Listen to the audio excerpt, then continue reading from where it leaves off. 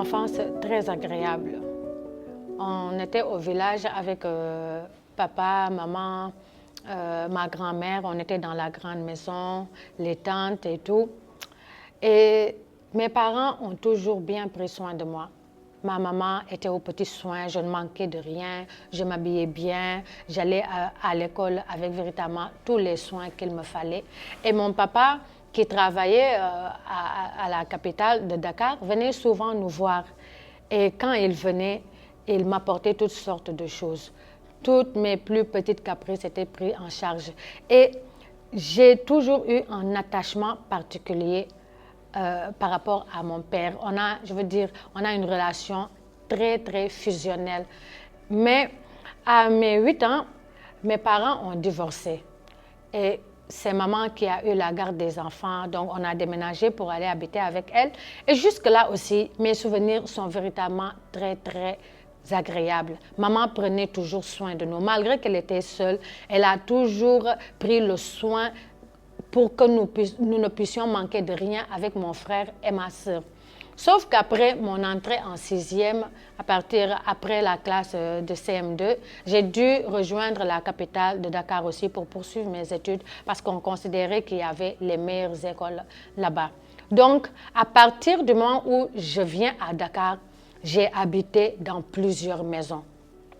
Chez la sœur à ma mère, chez la sœur à mon père, chez une surveillante d'école. J'ai habité même avec un de mes copains d'alors. Parfois, je ne savais pas où dormir. J'ai même dormi parfois à l'église Saint-Dominique, devant le Saint-Sacrement. Et même chez des frères, chez des sœurs en Christ qui étaient à l'église Saint-Dominique, parfois, comme je ne savais pas où aller, je demandais est-ce que je pourrais passer quelques nuits chez toi. Donc, j'ai ainsi fait le tour de plusieurs maisons. Même chez des gens avec qui on habitait dans le même quartier parce que je ne savais pas où habiter.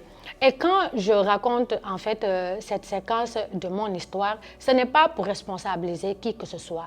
Aujourd'hui, quand je raconte mon témoignage, c'est en étant consciente que je suis l'actrice principale de ma vie, de ma destinée. Et peu importe les mauvais choix qui ont été pris autour, rien ne peut m'empêcher d'avancer et de réussir ma vie. Mais je raconte juste en fait cette séquence pour dire à quelqu'un que chacun a son histoire, chacun a son passé, chacun peut vivre des choses. Peut-être que quand on se croise dans la rue, personne n'est au courant de ce que les uns et les autres ont vécu.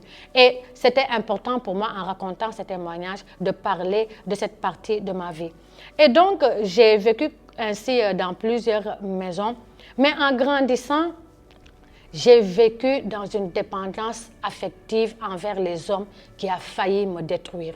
Je veux dire, j'avais des copains et je voulais démontrer ma valeur.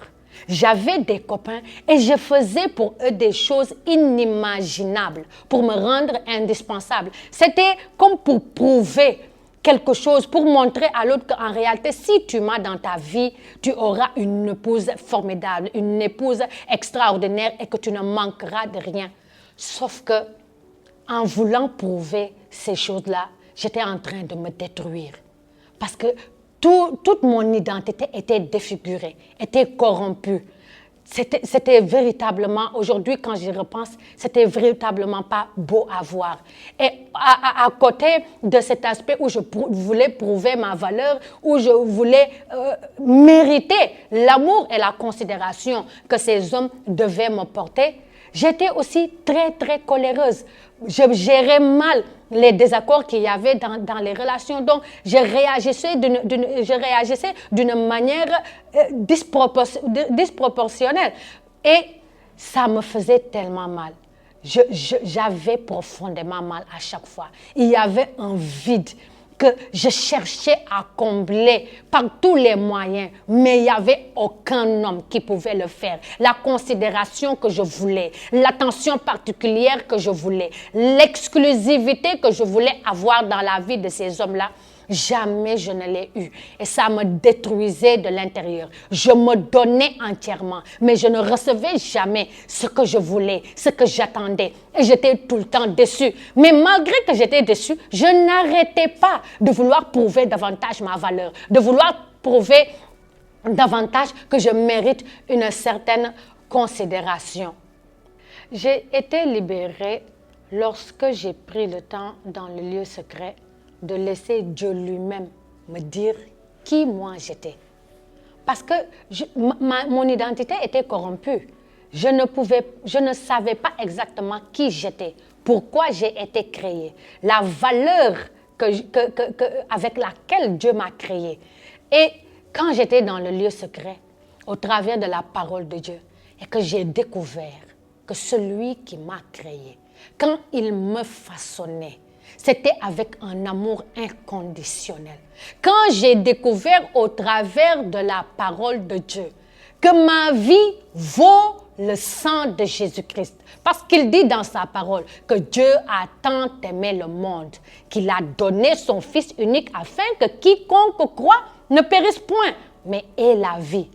Pour moi, Dieu a envoyé son Fils unique, Jésus-Christ.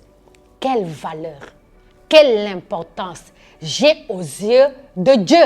Donc, peu importe si les êtres humains ne me considéraient pas, peu importe si les êtres humains ne me donnaient pas l'exclusivité dont j'avais besoin en ce moment, lorsque j'ai découvert que j'étais aimé par celui qui a créé le ciel et la terre, il est dit de lui que l'univers et tout ce qu'il contient lui appartient, que j'ai de la valeur aux yeux de Dieu, cela m'a délivré. Que Jésus-Christ est venu, il a livré son corps. La parole déclare que nous vivons au bénéfice du corps de Jésus-Christ qui a été livré pour nous. Nous vivons au bénéfice du sang de Jésus-Christ qui a été versé pour nous. J'ai été totalement délivrée. Et dans ces moments de solitude, dans le lieu secret, le vide que je croyais qu'aucun être humain ne pouvait combler, et c'était vrai, aucun être humain ne pouvait véritablement pas le combler, Dieu, celui qui m'a créé, il m'a désiré, il m'a voulu et il m'a propulsé sur cette terre. En 1991, le 17 mai, à 7h15, il m'avait voulu en ce moment même, en cette année, en ce jour et en cette heure. Si Dieu me considère, que peut me faire un être humain qui me méprise? J'étais comblée et j'ai commencé à aimer passer du temps avec moi-même. Que dis-je? Quand je suis avec moi-même, je suis en communion avec Dieu. Quand je croyais que j'étais seule, en réalité, je n'ai jamais été seule. Dieu était là. Et j'ai commencé à aimer la solitude. J'ai découvert que la solitude, en réalité, c'est le moyen, le meilleur moyen de me découvrir, de découvrir mon Créateur et de découvrir le but de ma vie. Et ainsi, au fur et à mesure, c'était un processus, ce n'est pas parti d'un coup, mais au fur et à mesure que j'étais fidèle dans le lieu secret, que je commençais à aimer la solitude, j'ai commencé à me découvrir, que j'ai une valeur au prix du sang de Jésus-Christ. Et c'est là où, même si j'étais encore avec mon époux, je ne le responsabilisais plus de ce qu'il doit être attentionné, de ce qu'il doit me considérer, de ce qu'il doit m'aimer. Au contraire, alors que l'amour de Dieu a été déversé dans mon cœur par son esprit, j'ai commencé à découvrir qu'en réalité, je ne suis même pas dans le mariage pour recevoir de l'amour. Je suis là pour donner l'amour. Je suis là pour démontrer que Jésus-Christ est vivant. Je suis là pour représenter le ciel sur la terre. Et ainsi, je suis une ambassadrice du royaume des cieux dans mon mariage. Et j'étais non seulement comblée, mais je pouvais en retour donner de l'amour à mon mari, donner de l'amour à mes enfants et à ceux qui me sont proches. Mon frère et ma sœur, au ciel, personne ne va t'accueillir parce que tu as trop souffert. Personne ne va t'accueillir parce que tes parents ont divorcé, parce que tu as dormi dans la rue. Personne ne va t'accueillir parce que tu t'es mis en position de victime. Parce qu'une fois que tu seras là-bas, Dieu va te présenter des hommes et des femmes, des jeunes et des enfants qui ont vécu pire que ta situation, mais qui, en toute responsabilité, ont assumé leur histoire, mais ont accueilli la grâce transformationnelle de Dieu, la grâce qui change les vies, la grâce qui réoriente les destinées. Quand je vivais pendant ces années-là, je ne pouvais pas penser qu'aujourd'hui, je me tiendrais là en train de témoigner. Mais parce que j'ai ouvert mon cœur à Dieu, malgré les blessures, malgré les mauvais choix, malgré les soirs où je ne savais pas où poser ma tête, malgré que je considérais parfois être négligée et abandonnée, j'ai ouvert mon cœur à Dieu et il a complètement transformé ma vie. Et mon frère et ma soeur, le Seigneur dit dans sa parole, maudit soit l'homme qui fait confiance en l'homme. Maudit soit l'homme qui met sa confiance en l'homme. Là où tu es en train de chercher l'amour et la considération, c'est le mauvais endroit. Dieu, c'est lui qui t'a créé. Il sait exactement pourquoi et il sait exactement comment tu dois vivre ta vie sur cette terre pour être épanoui. La machine à café ne va pas aller chercher celui qui a inventé la machine à laver pour lui demander son mode d'emploi. Ce n'est pas logique. Donc, c'est celui seul qui t'a créé, qui est capable de te dire, de te donner le mode d'emploi de ta vie pour avoir une vie épanouie. Parce qu'il a dit aussi dans sa parole que Jésus-Christ est venu nous donner la vie et la vie en abondance. Cette vie est disponible, cette vie est possible pour toi, pour moi. Et ne la manque que ceux qui ne l'ont pas reçu.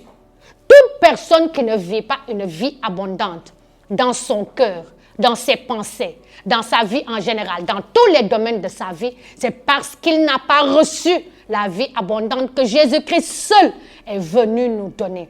Cette vie est pour toi, elle est pour moi et nous y avons accès.